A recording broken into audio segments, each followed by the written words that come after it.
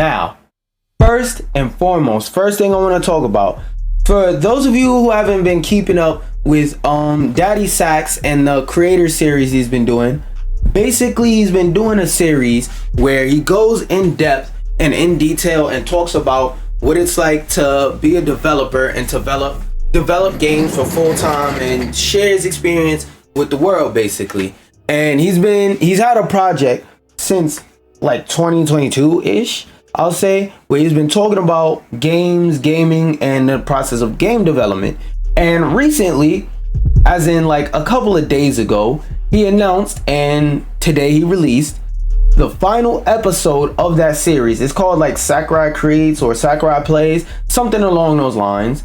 And today he released the last episode, and he recommended that people watch it live. Now, it was early as hell in the morning, so I knew I wasn't gonna wake up and watch it live, but I knew to keep an eye out for some articles basically about like summarizing whatever his big announcement was.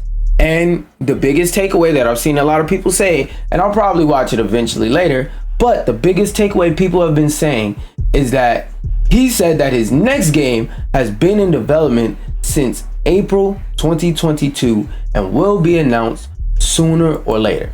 Now, before we start talking about whenever his next game will be announced, let me type in a little information and pull up a date to give y'all an idea of why everybody thinks the next game that he's gonna develop is the next game that he's gonna develop. Or DLC.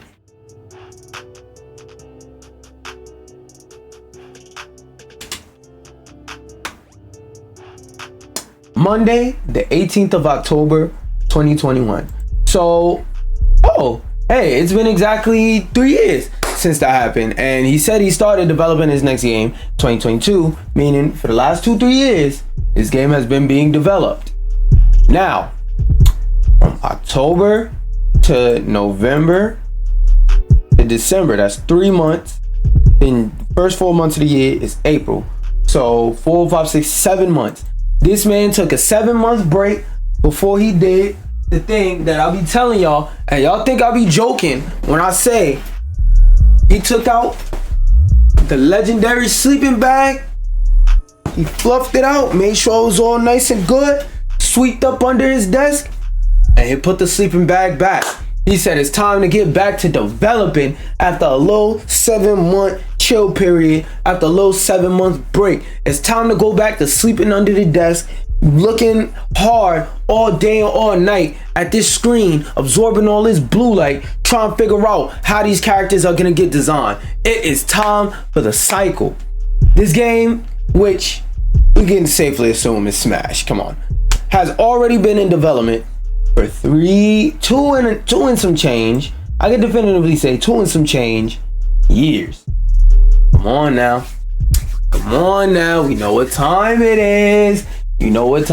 Like I said, we've been hearing a lot of rumors about the Switch 2. I forgot what it was, but we already heard a working title, a project title.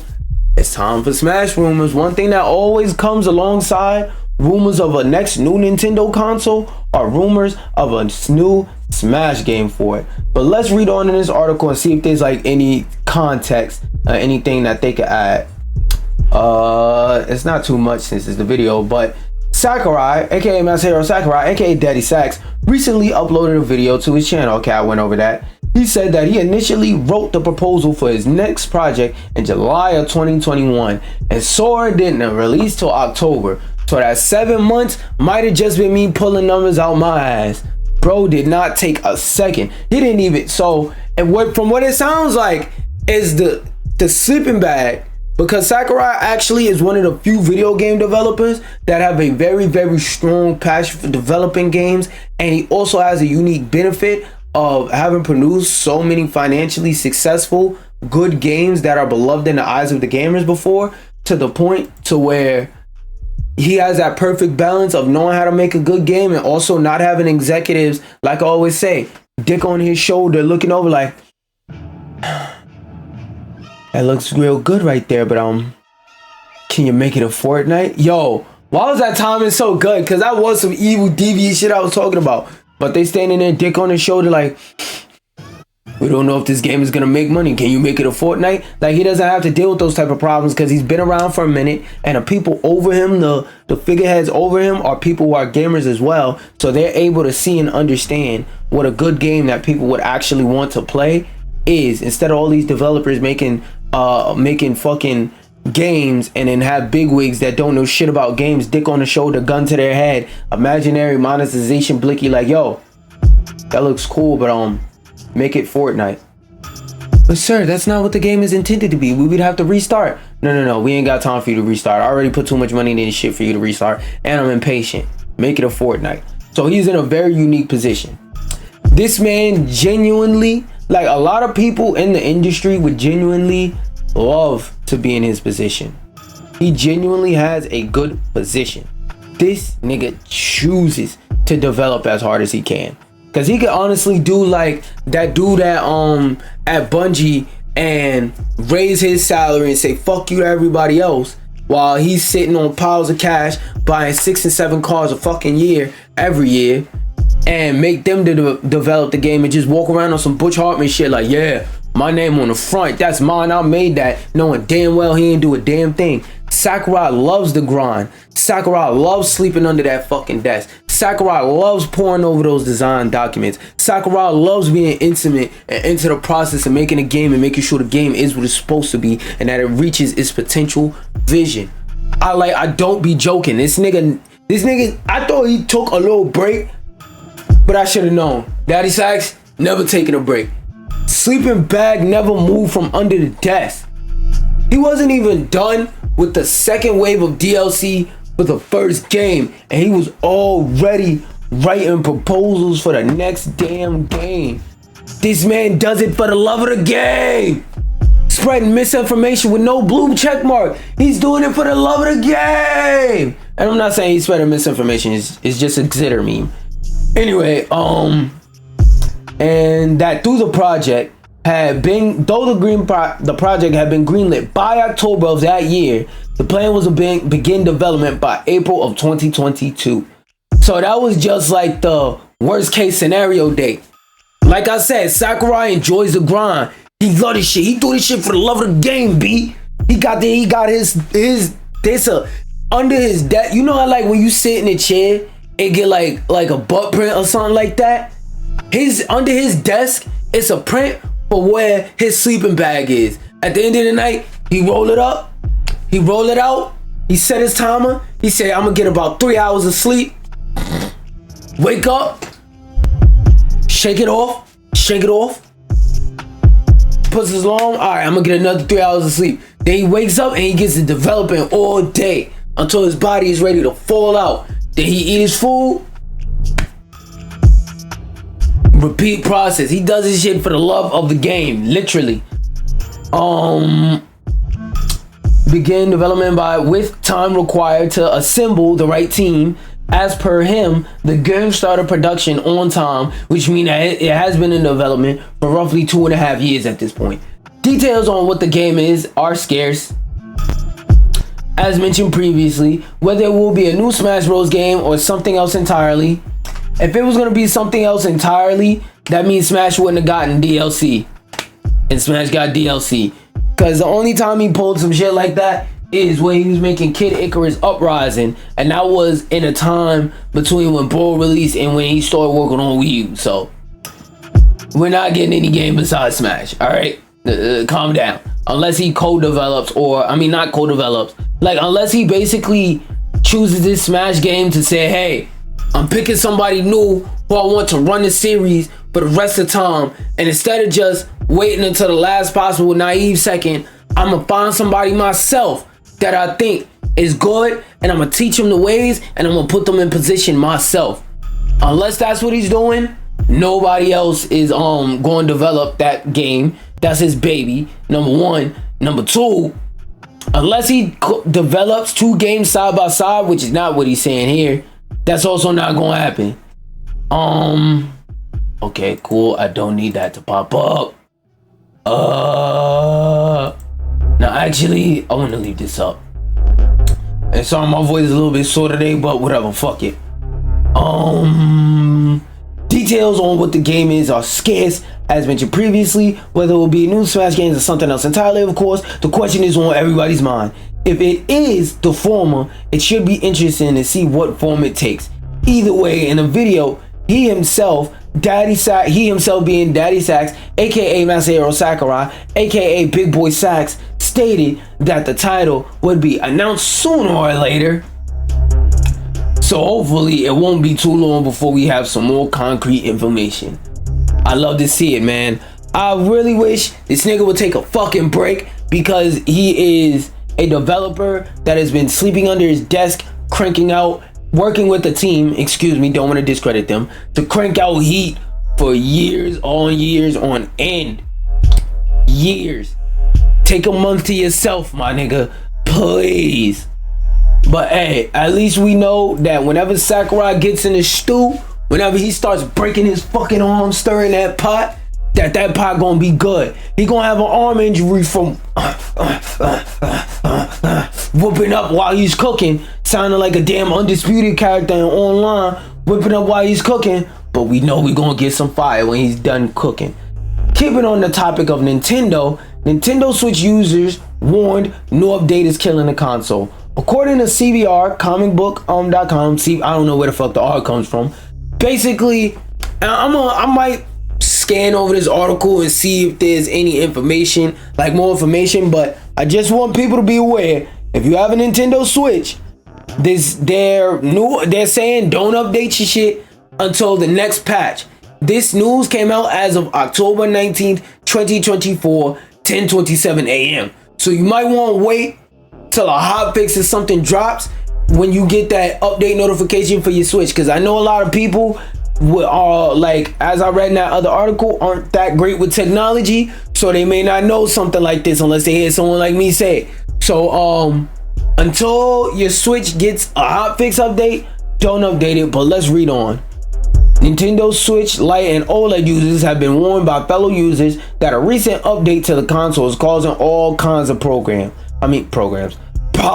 with the Nintendo Switch 2 on the horizon, and support for the current Nintendo Switch slowing down as I feel my voice going back. As a result, some Switches out there are no doubt collecting dust. However, those still using a Nintendo Switch, whether to play Super Mario Party Jamboree, or The Legend of Zelda Echoes of Wisdom, or a game we know they're actually fucking playing, Smash, or any other game, will want to be very wary of the recent 19.0.0 firmware update. Nintendo hasn't acknowledged it as of recently, blah blah blah blah blah.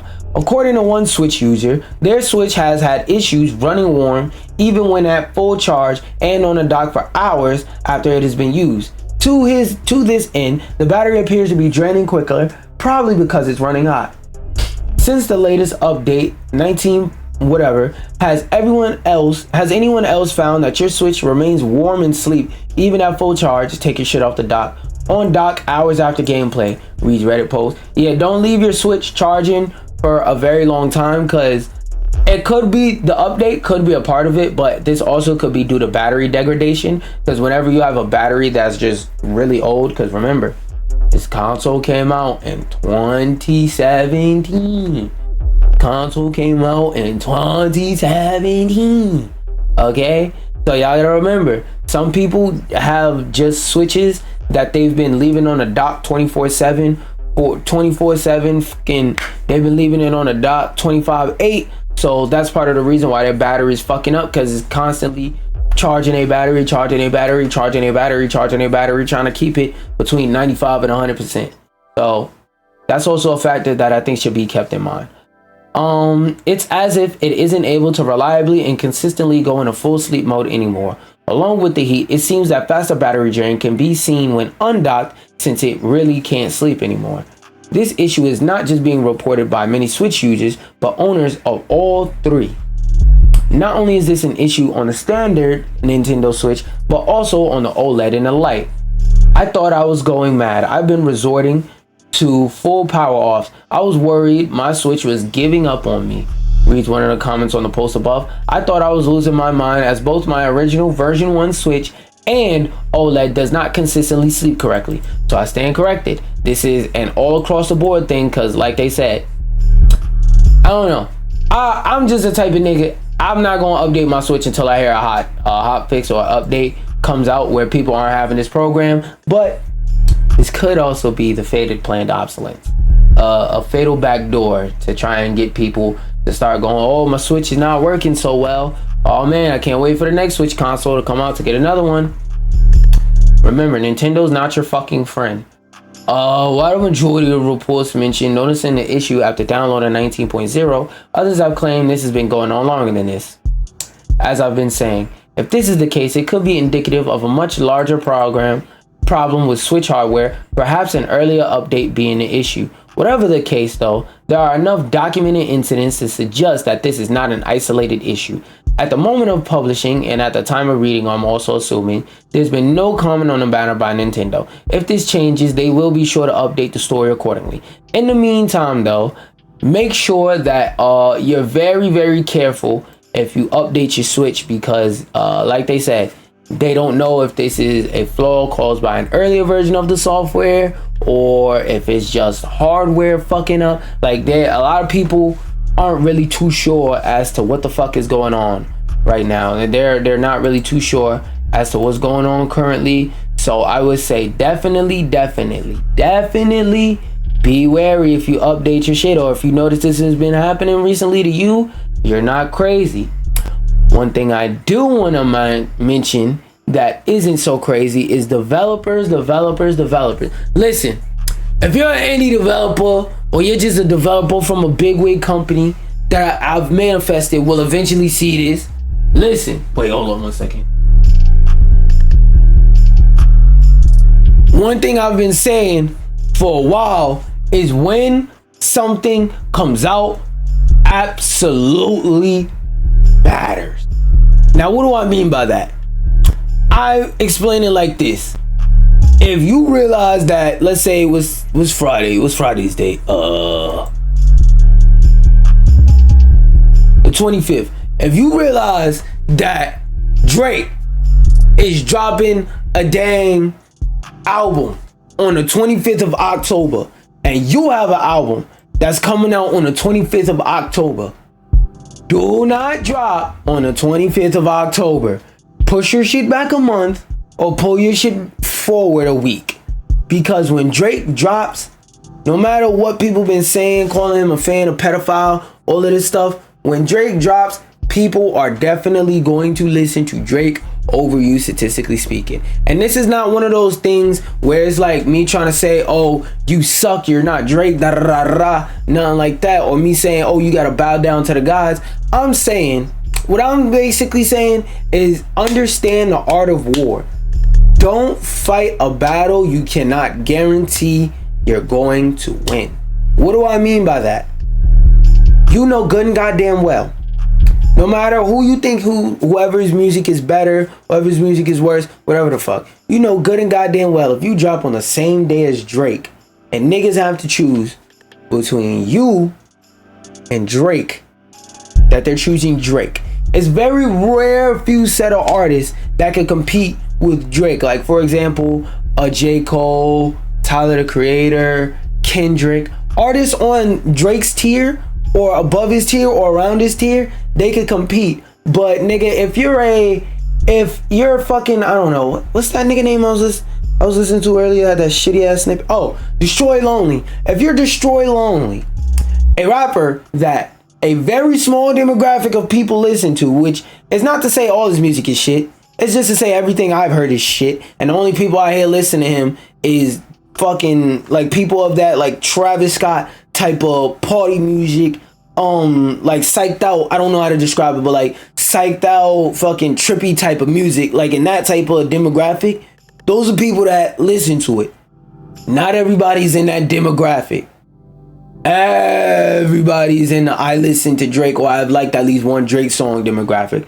Whether you like you the best I ever had, or whether you like Kiki, do she love me, are you right, there's at least one Drake song you like. Even if I just flipped the switch, whatever Drake song it is you like, on average,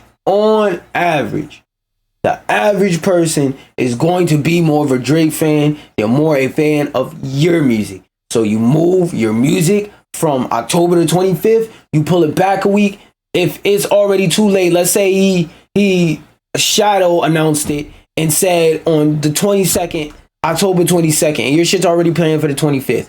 The next week is November the 1st. Drop your shit on November the 1st. Shit, hell, give yourself 2 weeks. Drop your shit on November the 8th. When you see Drake dropping, you move the fuck out the way. When you see somebody who's more likely to get more press over you dropping, you move the fuck out the way so you could give yourself an opportunity and a space to have your own attention and your own lane and have your own buzz. Now, why am I bringing that up? Because I want to say the same thing applies to video games and when games release. Like, for example, I hate to use this as an example, but Rivals of Aether. AETHER. Oh wait.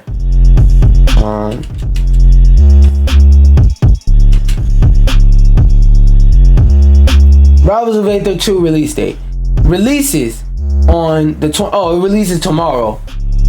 And that's not that crazy. But it releases tomorrow on the October the 23rd, 2024. Now, let me look up October. Now, keep in mind that we already know, like I said, we already know that Rivals of Aether, Rivals 2, whichever one you want to call it, we already know that that's not going to be a bad game. Don't take this as me shitting on the game. Take this as me praising the game and saying that I already, despite the content issues that I mentioned before, we already know that when Rivals 2 drops, is going to be a very good game, because I've already seen beta gameplay footage and whatnot, and I'm playing the demo today to get my hands on it to really talk about it a little bit more and be able to talk more knowledgeably on it. Excuse me, until I buy a physical release for myself and whatnot. It's going to be a good game. Rivals of Aether 1 is going to be a good game. I just want that to be said, to be out there, that I'm eventually going to buy this game regardless of what I say is the downsides and the downfalls of this game and whatnot, right? So this game is a good game. This game looks good. It has some hype dropping around it. But let's see what other games are dropping in October 2024. Control F. C D O. 2024 and video game releases. October, December. All right, okay. God damn. This is a big list, but here are the games releasing in the October to December range. And I'm only going to name the games that have like a larger following than it. And I'm going to keep count of those just so that we aren't biasing it with all this extra data. All right, Predator Underground. No. Let's see. No, that's not going to be more. Sword Art Online is more popular than Rivals. That's one. Until Dawn remake. Nah, I'm not gonna count that. That's game released in 2014. This is just a remake. Okay, so it dropped the same month. Oh, Silent Hill 2, a Diablo 4 major update. So Rivals is dropping around the same time as Diablo, dropping around the same time as Silent Hill. That game, I've been seeing it all over my timeline. I've been seeing a lot of people talk about it. It drops during the same month as Sparking Zero. I just want to say, I think Rivals is going to be better than Sparking Zero, because Rivals is a game that was actually put together with something other than bubblegum and glue from a gameplay design that came out in 2004. But the demographic of people that like Dragon Ball compared to the demographic of people that like platform fighters enough to call it something besides a platform fighter that actually stick with the game and play it, it's more people that love Dragon Ball. This game sold 1 million copies in 24 hours. That says something. Metaphor. This game is like 100 quadrillion hours long. People are saying potential game of the year. Potential game of the year, left and right, backwards and forwards. I'm seeing all types of people on my timeline talk about this game. People are not getting the fuck off of Metaphor to play Rivals. we just can't be naive like that. Let's see. Let's see if there's what other major releases. Nah, Squirrel with a Gun, yeah, that's about the same level of popularity. But like I said, Silent Hill, Spark and Zero, we already got 2. I know Space Marines is in here somewhere. No, Space Marines released before this month, but still, Space Marines. Oh, Super Mario Party Jamboree, that's 4 games. That's 4 games. You could argue that it's a party game, so niggas is playing that for a week, whatever, so I'll let you have that, but still, Super Mario Jamboree, that's more popular. Let's see, what else? What else popular? Band, Rivals Aether, while we're here, Bridge Curse, Romance, Smurfs, Dream, Telebit. Wait, what? Is this a new game? Okay, no, that's an old game. That's probably like a re-release. Oh, this release in the same month. That's 5 games. This release in the same month as Call of Duty Black Ops 6. The demographic of people that would rather play Rivals versus the demographic of people that would rather play Black Ops 6. More people would rather play Black Ops 6 than get Rivals. And the reason why I'm saying this, just so you can keep this in mind. Oh, also Shadow X Generations. That's 6. 6, Black Ops 6, whatever. That's 6. But the point I want to make is that this game, what it's doing right now is it's not fighting to get people like me who already have respect and trust in the development team and off-brand games and whatnot to make and release a good game. You're not trying to get us in the community. We're already there. We're already going to be playing day one or very soon or eventually, whatever. You're not fighting to get us to play it. What marketing in this context is supposed to do is it's supposed to help bring new people into the community, people that already weren't previously playing the game. People who already weren't previously playing the game, they're playing Spark and Zero. They're playing Black Ops 6. They're going to be playing Shadow Generations, Metaphor. What else we have in this game? Oh, Life is Strange Double Exposure. That's 7 games this month that people are going to be playing over, more likely to play over Rivals. Versus, let's see,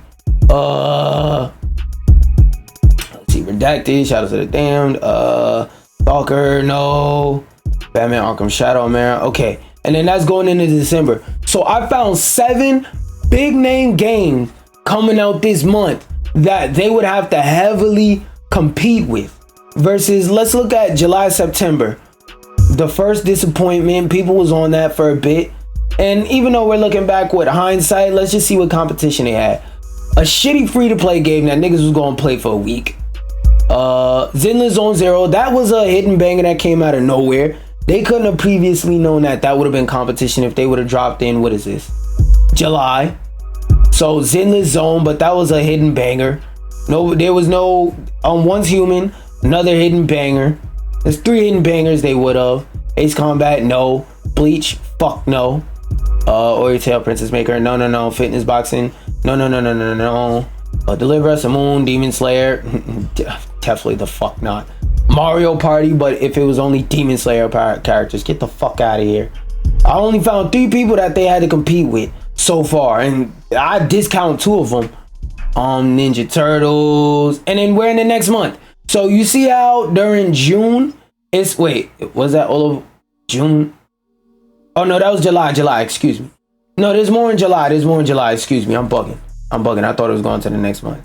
NES Championship, nope. Skim, nope. Visions. College football, they would have had to compete with that. Yeah, they would have had to compete with that. More people would have wanted to play college football. Exophobia, Ratchet, Ninja Slayer, 7 Days to Die. No, Daydream Hollow, Cocoon, Lakeview Cabin. No, don't recognize a lot of these games, and this is in the past. No, One Piece Odyssey. It's an anime game, fuck no. No, Swords and Fairy, no, Hollow Live.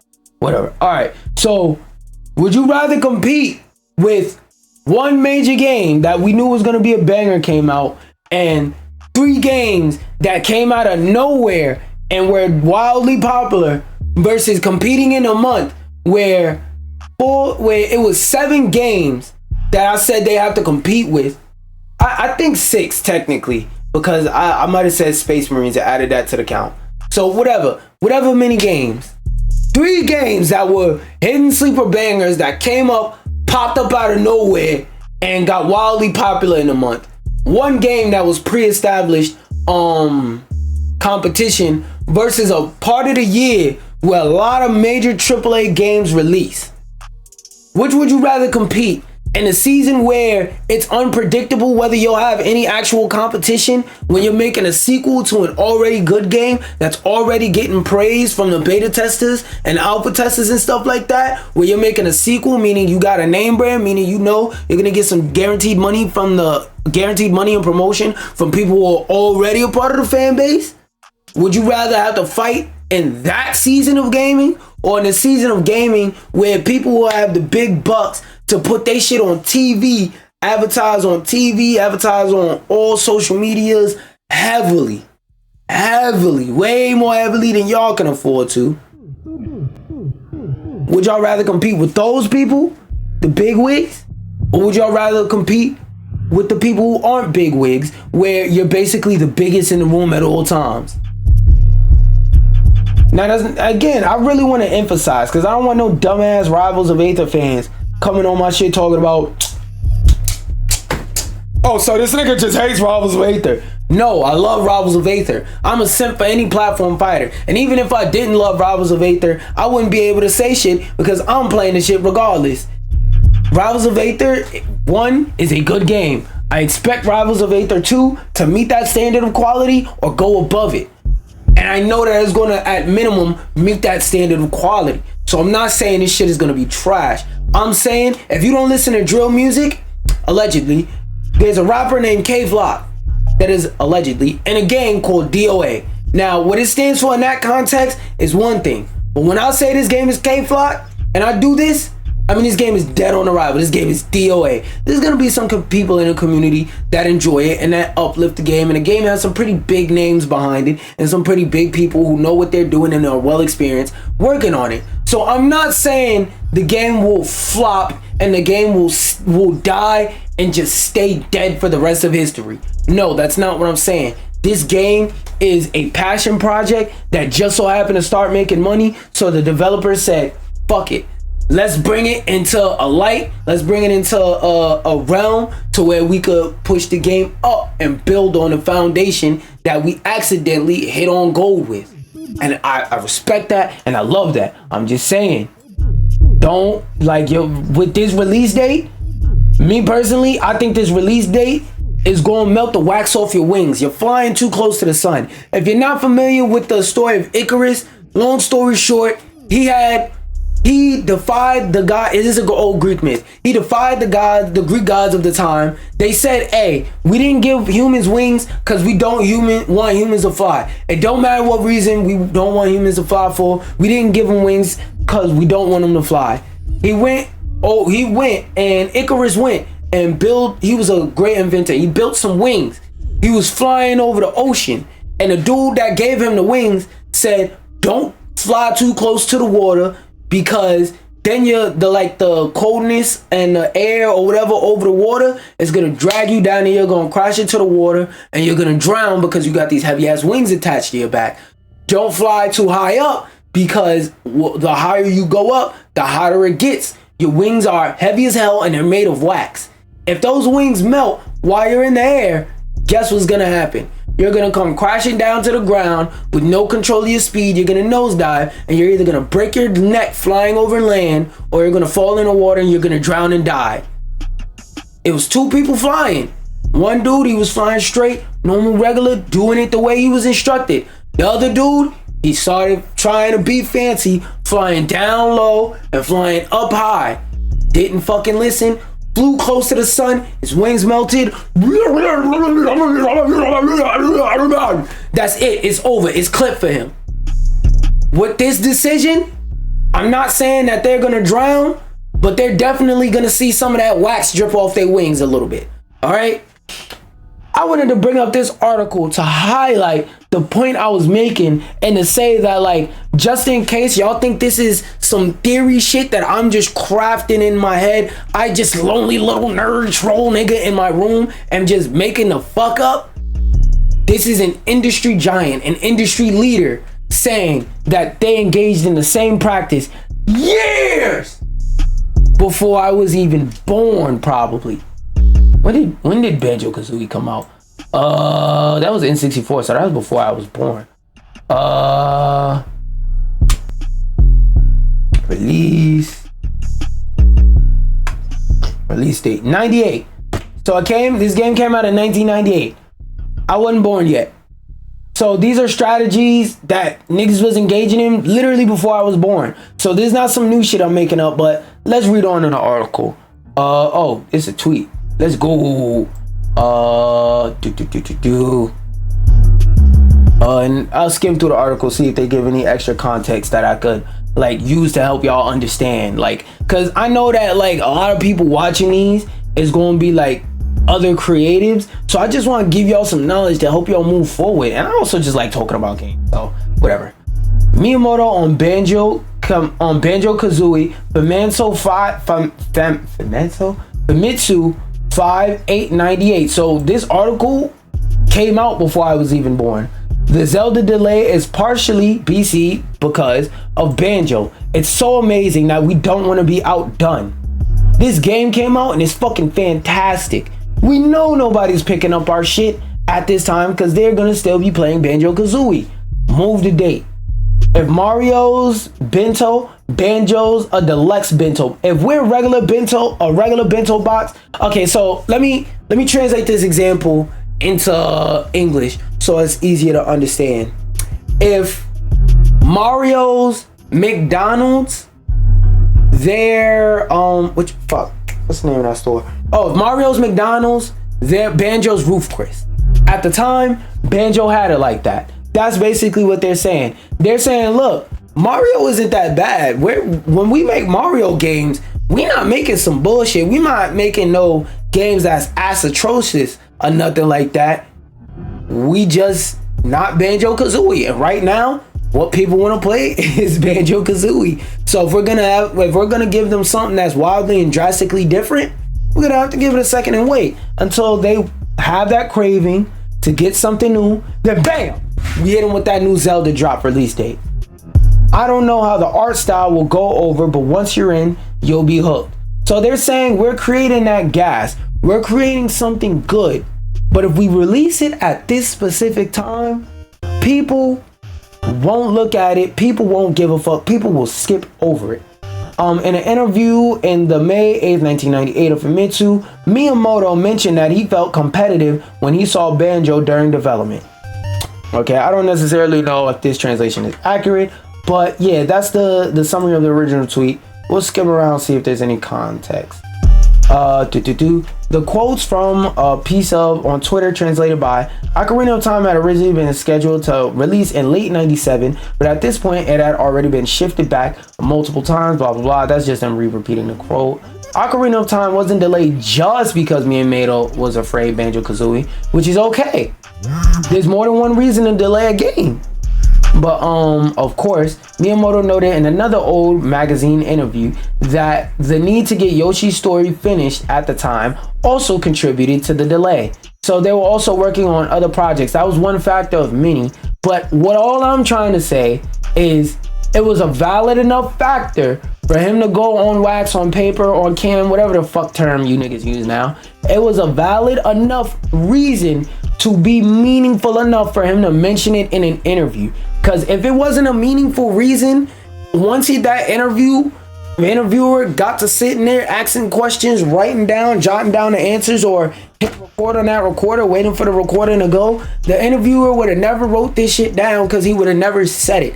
So the fact that it came across his mind means it is a very, very, very meaningful factor in the process. Was also originally intended to work on the 64DD, and the change to cartridge release had a significant effect on development time. I'd wager there's an element of Nintendo marketing at play, and a Famitsu quote. Nintendo did originally publish Banjo-Kazooie after all, but Miyamoto was nothing if not consistent in talking up Banjo back in the day. I admit that Banjo-Kazooie is a very high quality game, which to this day it still is.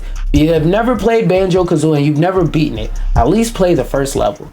Well, the first like 2-3 levels. Talking about the 3D system, for example, it had a lot better 3D system than Mario 64, which is true, but Mario 64 was earlier in the N64's lifestyle, so I would fucking hope. And they have come up with some great technology. For example, they have lots of enemies at the same time on screen, which is probably like 10, but back then that was incredible. BK developer Rare was essentially an arm of Nintendo for years, as it put out games like DKC, BK, and GI007.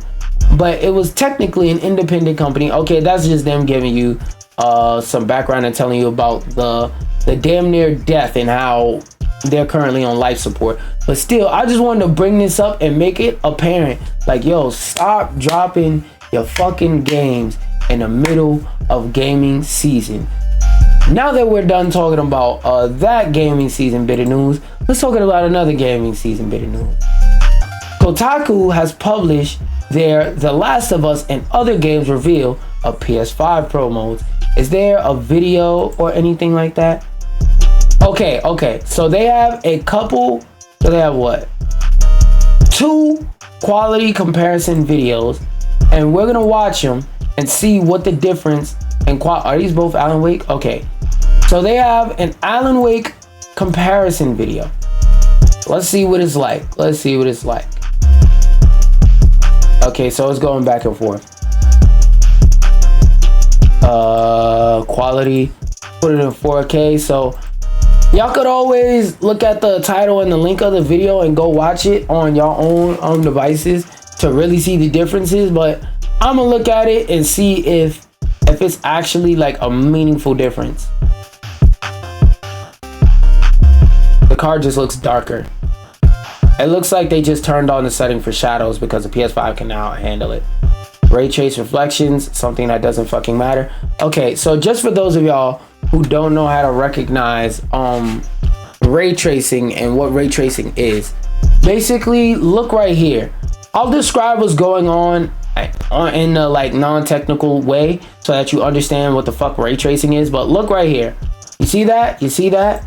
Watch when it switches over to performance mode. All they did is turn off the setting for ray tracing.